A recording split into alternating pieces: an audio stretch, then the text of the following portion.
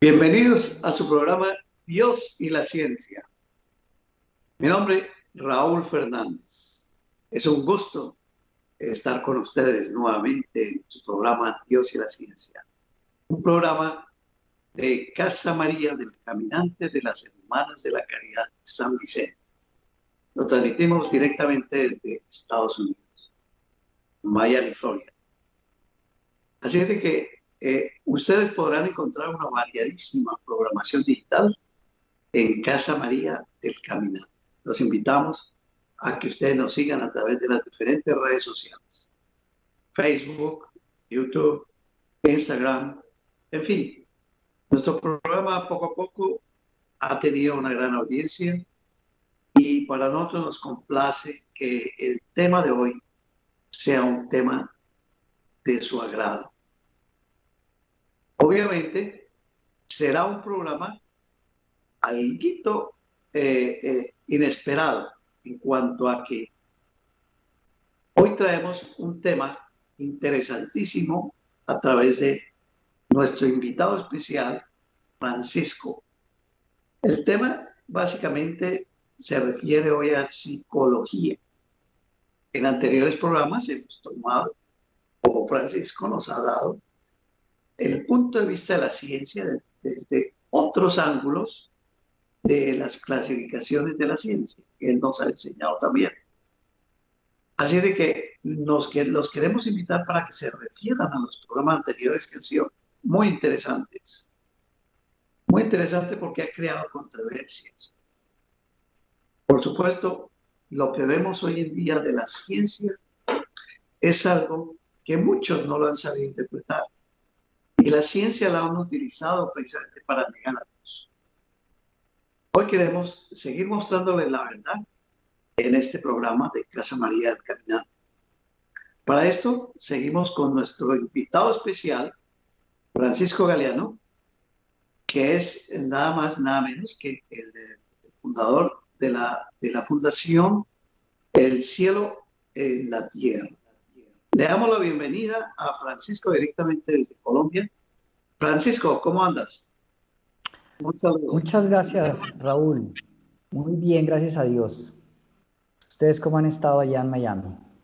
Fantásticamente bien. Aquí seguimos muy preocupados de los acontecimientos que siguen en Colombia, de las consecuencias de estos paros absurdos a los cuales han invitado a miles de jóvenes que no han provocado sino acciones diabólicas, porque esto no es nada diferente.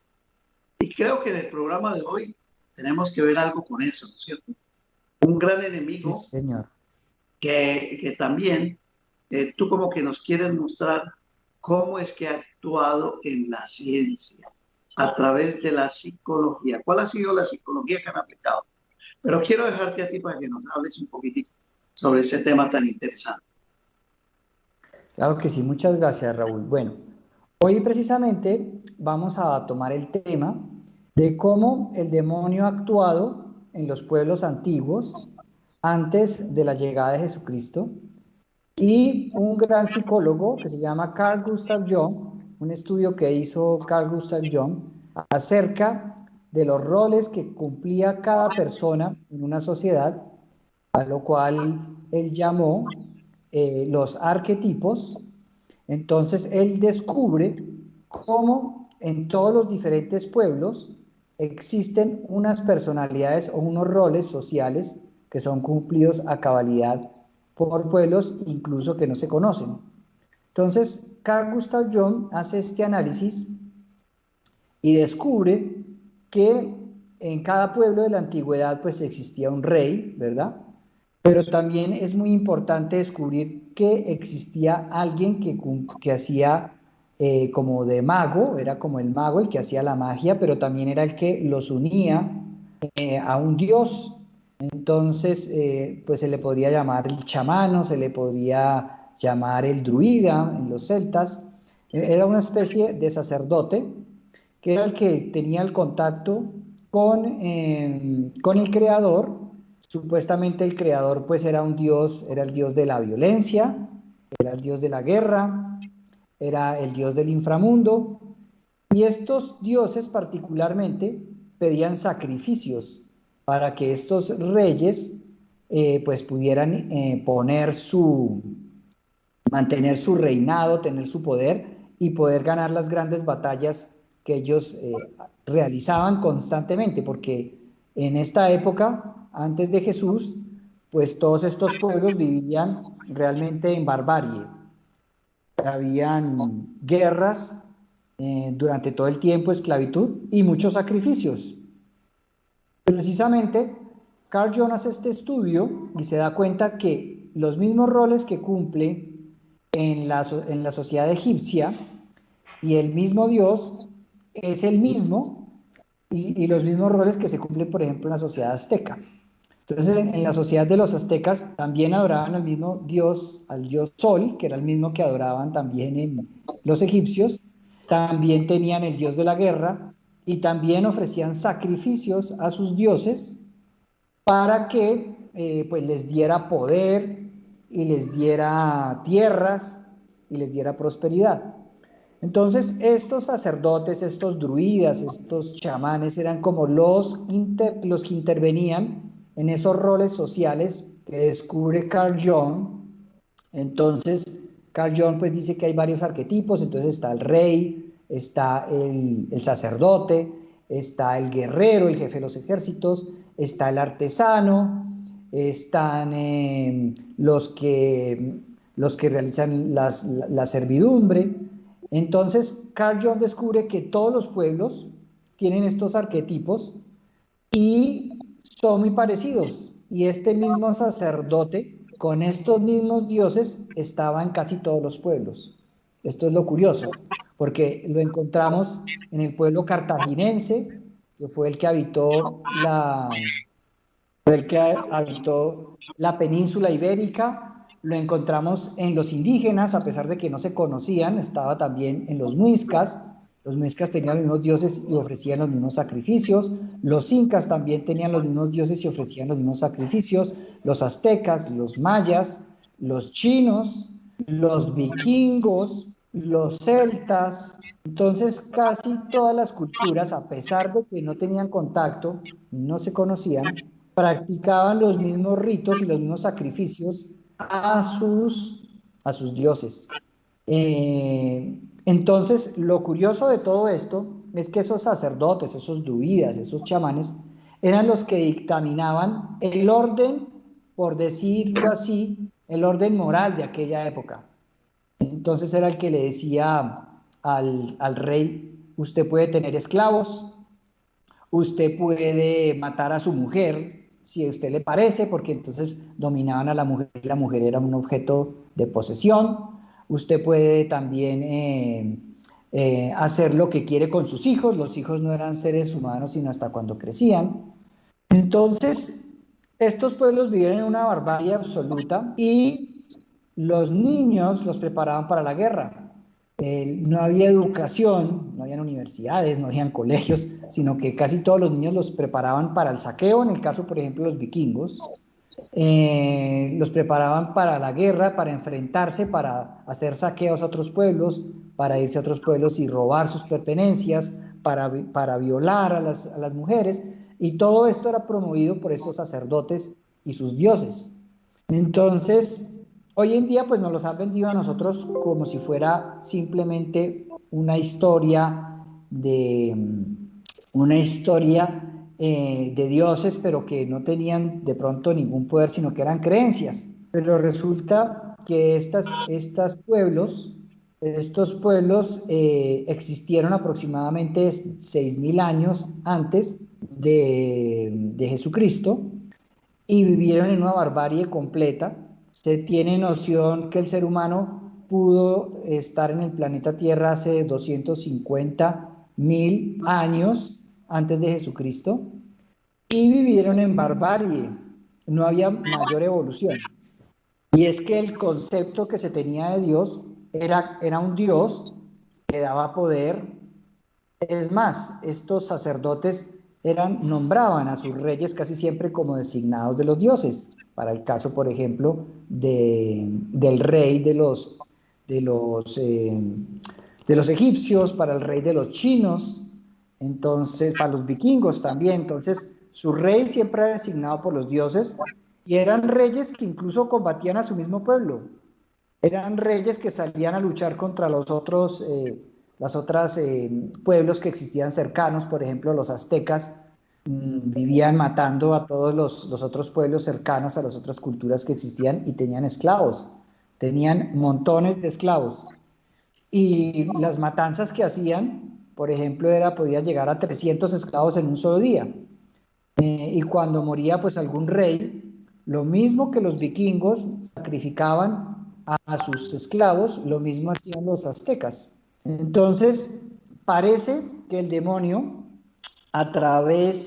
se presentaba como un dios, ¿verdad? Como el dios de la guerra, tenía unos sacerdotes y exigía sacrificios, ¿verdad?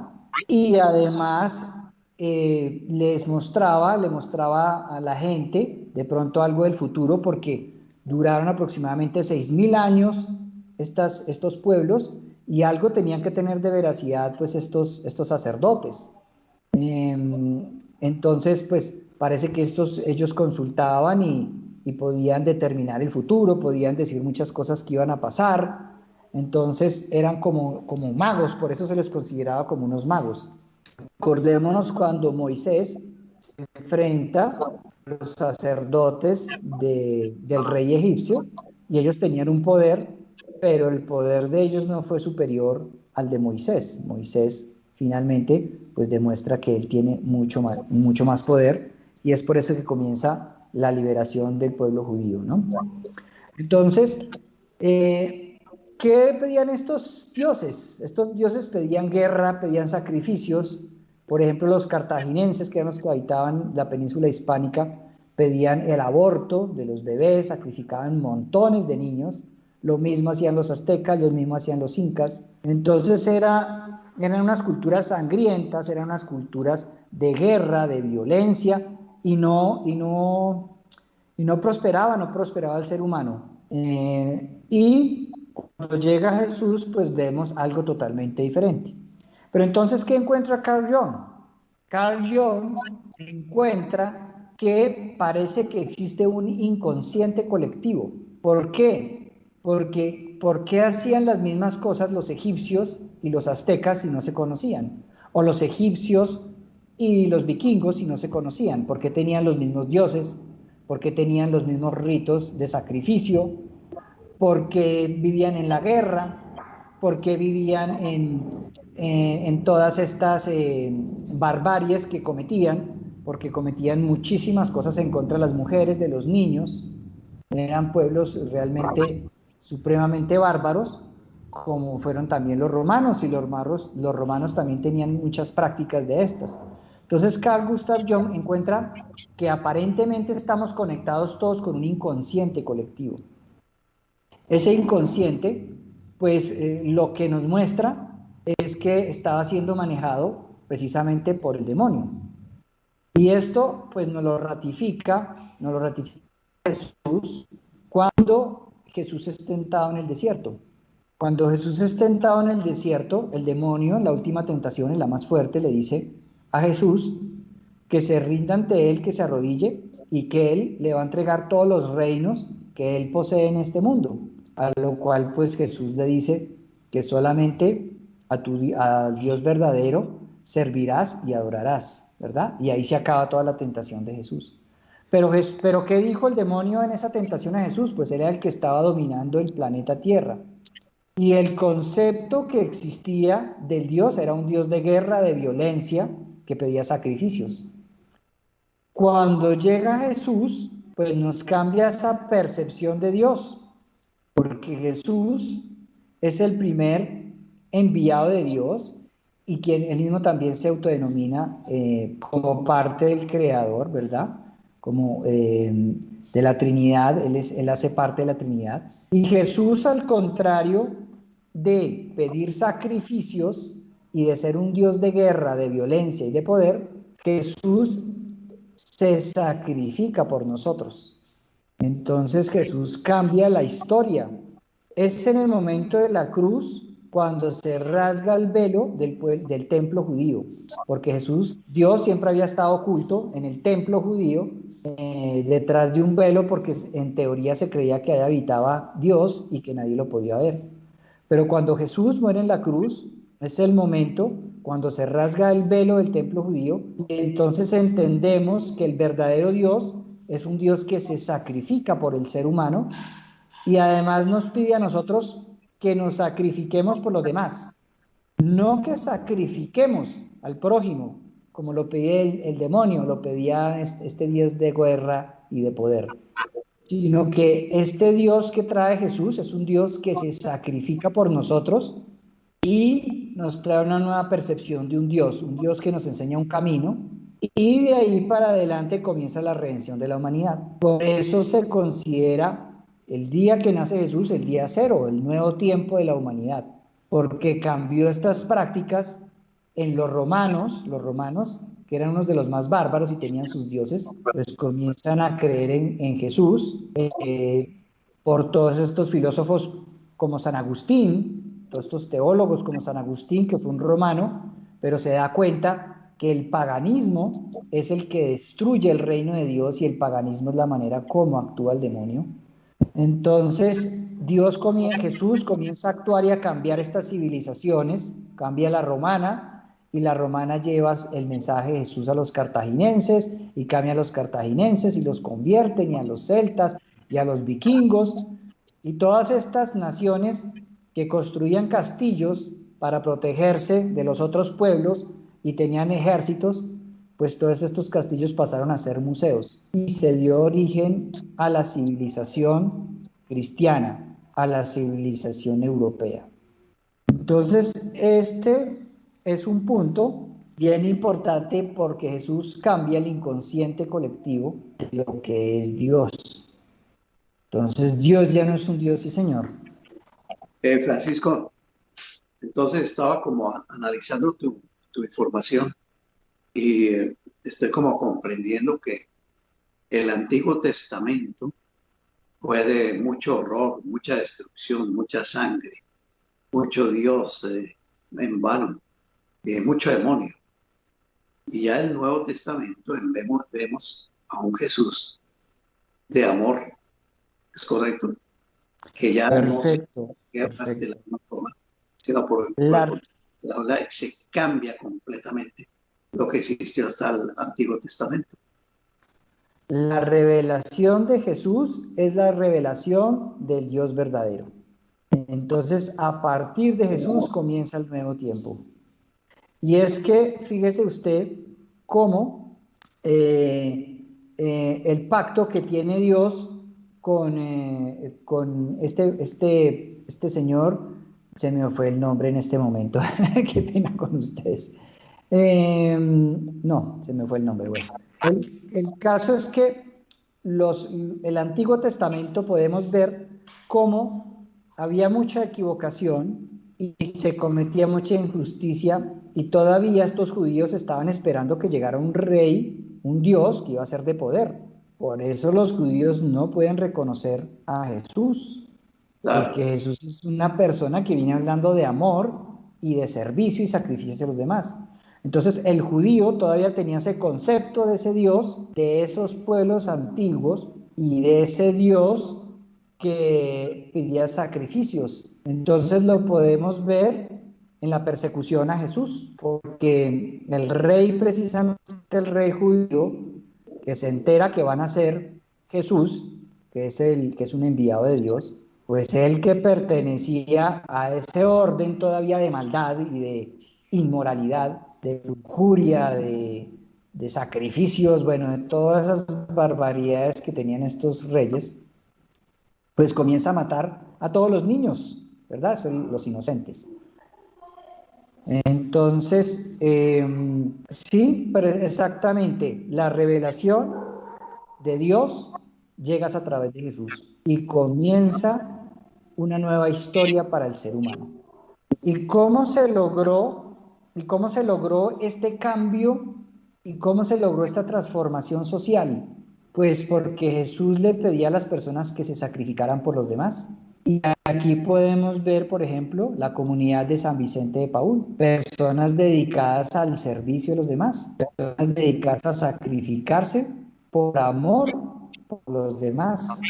Entonces, estas comunidades, este servicio, este sacrificio hacia los demás, fue lo que comenzó a traer la civilización, porque estas personas fueron las que comenzaron a traer el conocimiento, comenzaron a ver cómo funcionaba la creación, porque tienen el concepto de que Dios era el creador, entonces comenzaron a estudiar la creación, comenzaron a recopilar los libros de los filósofos, de los que hablaban de moral, de griegos, de romanos, pero también comenzaron a haber muchos filósofos, ahora cristianos, teólogos, y entonces crearon las bibliotecas, y de las bibliotecas nacieron las universidades, y comenzó la educación, y los colegios eran de la iglesia, y la atención a los hospitales eran de la iglesia, y los orfanatos eran de la iglesia, y los ancianatos eran de la iglesia.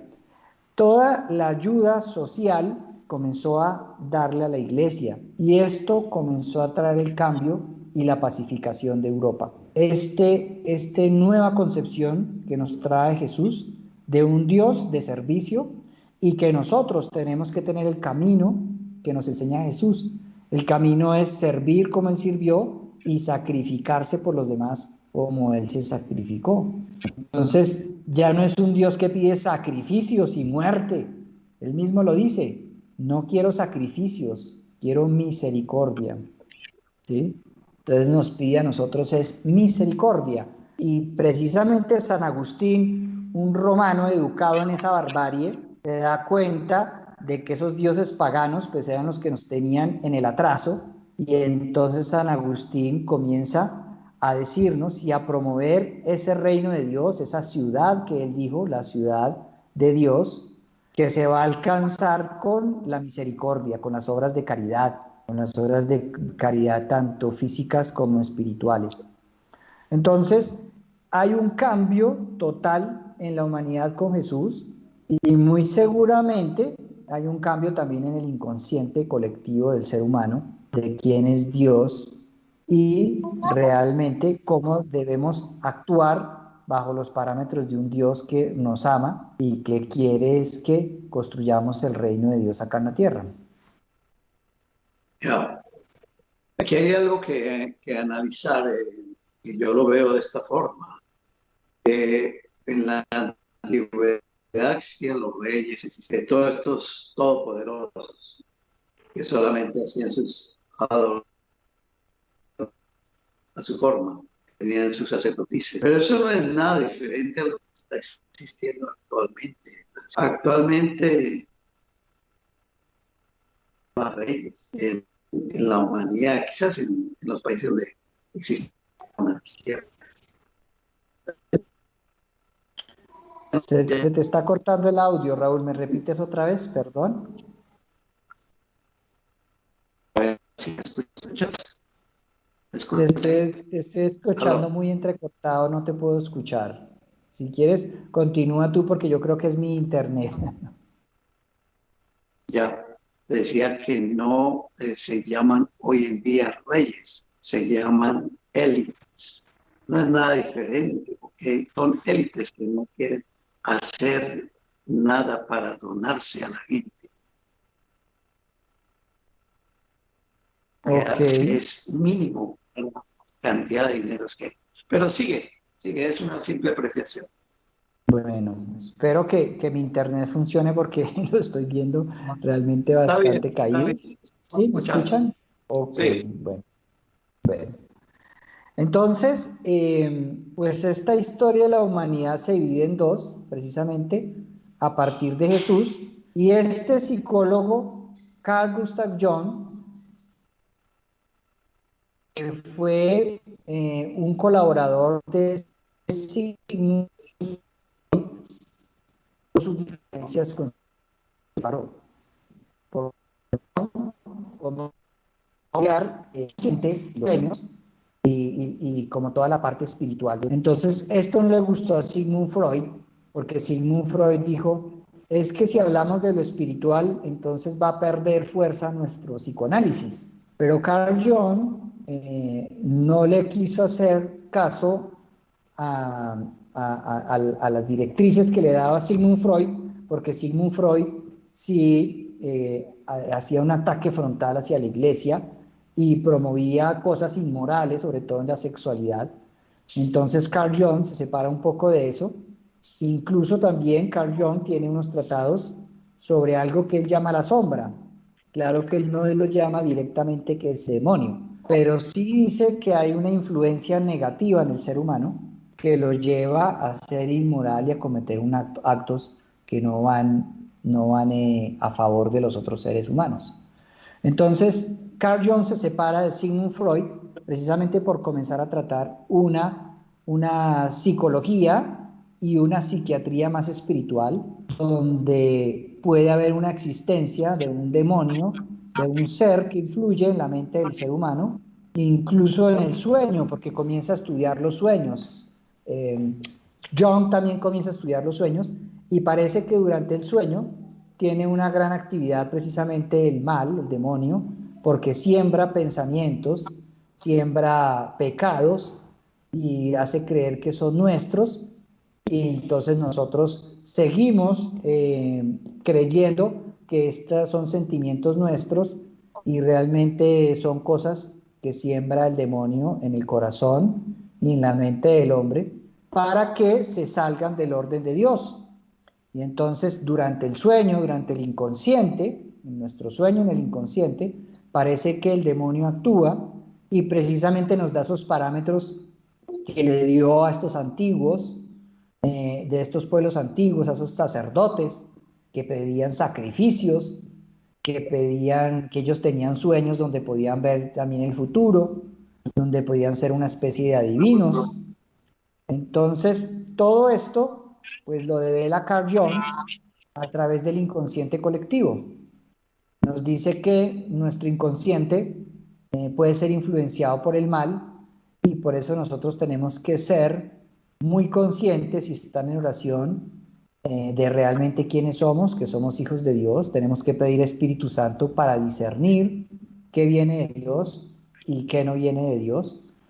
Y en últimas, pues Carl Jung lo que descubre es que el demonio se presenta como un Dios, se presenta como Dios y trata de suplantarlo, pero lo que trae es la barbarie, la guerra, la tristeza, la agonía del ser humano. Y es ahí donde llega Jesús a redimir al hombre, a sacarlo de esa esclavitud a la que lo tenía el demonio, porque estos pueblos bárbaros vivían en esclavitud, en desasosiego, en muerte, en continua guerra, y Jesús con su redención pues transforma esa realidad y logra que la civilización actual comience a formarse y comience a haber paz y el hombre comience a vivir y a tener una mejor calidad de vida. Entonces Jesús, a través de su redención, pues logró que todas estas personas creyentes en Jesús comenzaran a servir a los más necesitados,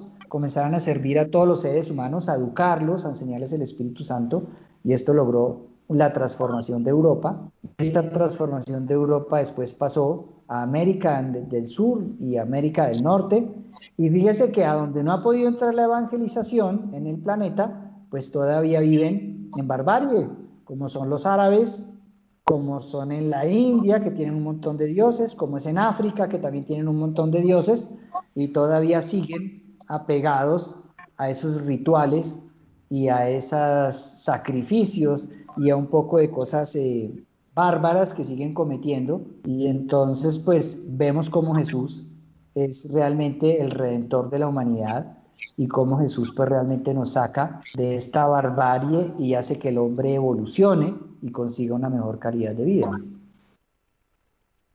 Bastante interesante, un tema apasionante, muy digno de poder entender. Has hecho una explicación histórica muy interesante, Francisco. No sé si tengas algo más que añadir. Bueno, hay algo bien importante, ¿no? Porque con la Revolución Francesa, que nace como también como una revolución en contra de la Iglesia, también tenía como ciertos parámetros la Iglesia. Después de la Revolución Francesa, pues se dictaminan los derechos del hombre, y entonces hoy enseñan, esas pseudociencias enseñan que fue a través de la Declaración de los Derechos del Hombre que la humanidad realmente evolucionó. Eso es mentira, porque la Iglesia y todas sus organizaciones de caridad y de servicio al prójimo, ellos ya estaban dándole los derechos a las personas, porque era la Iglesia la que le daba la educación a los que no tenían educación, los alimentos a los que no tenían alimento, el cuidado a los que no tenían cuidado. Entonces, la Iglesia estaba otorgando derechos a la gente, estaba enseñando el conocimiento, estaba enseñando la ciencia, estaba transformando el mundo, y la Iglesia no necesitó de una aclaración de derechos porque la Iglesia ya lo estaba haciendo. Es más, por ejemplo, aquí en Colombia, también cuando llegó la Declaración de los Derechos Humanos, se, se independiza Colombia, y entonces traen los derechos humanos aquí a Colombia. Resulta que aquí en Colombia los que estaban ayudando a los seres humanos era la Iglesia, porque si ustedes ven, todos los hospitales eran de la Iglesia, todos los colegios eran de la Iglesia, todos los orfanatos eran de la Iglesia, toda la ayuda a la gente, toda era de la Iglesia. Entonces, esto de los derechos humanos y que el Estado tiene que dar derechos a las personas, eso vino a implementarse 2 siglos después. Incluso hoy en día en Colombia no hay personas que cuiden a los niños. ¿Quiénes cuidan a los niños? La gente de la Iglesia. Entonces hoy las alcaldías le dan el dinero a los que se dedican realmente a cuidar a los niños y a los que se dedican a cuidar a los ancianos para que los protejan. Entonces hoy la Iglesia sigue cumpliendo esa función de servir al prójimo, y lo que hacen las alcaldías y los gobiernos para darle esos derechos, pues es pagarle a los católicos, a las personas que tienen estas comunidades de servicio a la gente. Entonces, Jesús, con su redención y al enseñarnos que nosotros debíamos sacrificarnos por los demás, pues fue el que fundó realmente y fue el que trajo los derechos humanos para la humanidad, porque él sí los trajo y los otorgó. En cambio, hoy los gobiernos hablan de derechos humanos, como es el venezolano, habla y sale el presidente Maduro diciendo: es que yo sí respeto los derechos humanos, y entonces los millones y las millonas, como si decir millonas es un símbolo de respeto y de darle derecho a las mujeres, ¿no? Pero acaba con todo un país y hace que la gente tenga que salir desterrada de ese país a caminar por la calle como si fueran unas personas sin país y sin ningún respaldo de su gente. Entonces, estas personas utilizan todas estas cosas de los derechos y que hay que darle derechos a los demás, pero realmente cuando llegan al poder son personas inmorales, son personas sin valores, que lo que llegan es a esclavizar a la gente como si fueran otra vez reyes. Los reyes egipcios hacen lo que quieren con la gente, tienen el poder total de la gente, se vuelven hasta narcotraficantes, sacrifican y matan al que quieren. Eso fue lo que hizo Mao Zedong, mató 40 millones de personas, los mismos chinos. Es lo mismo que hace este rey allá en Corea del Norte, mata al que quiere, él se dictamina como Dios. Entonces, estas personas que a veces utilizan esto de los derechos humanos y atacan a la Iglesia, pues son personas que realmente lo que quieren es volver a retomar estos órdenes antiguos de poder, estas dictaduras. Hoy las vemos representadas como dictaduras, y finalmente ellos se declaran Dios. Entonces ya vimos en Venezuela que a Chávez ya no existe el Padre Nuestro en Venezuela, sino el Chávez Nuestro. Entonces dicen: Chávez nuestro que estás en los mares y en los cielos. Imagínese usted semejante brutalidad. Un tipo que acabó con toda una nación, ¿verdad? Y destruyó todo un pueblo. Entonces, hay que entender muy bien cómo Jesús viene, uno de los significados importantes cuando llega al reino de Dios. Jesús dice: si yo expulso los demonios es porque el reino de Dios ha llegado a ustedes. Entonces, uno de los significados de la llegada del reino de Dios es que Dios comienza a expulsar los demonios y nos da poder a nosotros para expulsar los demonios de las conciencias o de los espíritus de las personas. Entonces, uno de los signos de la llegada de Dios es que se combate al demonio y se somete al demonio para que no siga destruyendo los pueblos y las naciones. Es una realidad triste, pero cobra mucha actualidad, Francisco, porque no es nada diferente a lo que estamos viviendo. Y si Dios está viviendo en Venezuela, está viviendo en Colombia, vayámonos más allá, miremoslo desde una arista más internacional, más macroeconómica, y veamos que eso es lo que a nivel mundial es lo que nos quieren hacer. Seguir en un dominio, una despoblación, creando sistemas como los actuales, los que estamos viviendo hace más de un año, porque no hay otra no es otra cosa sino esa mala intención.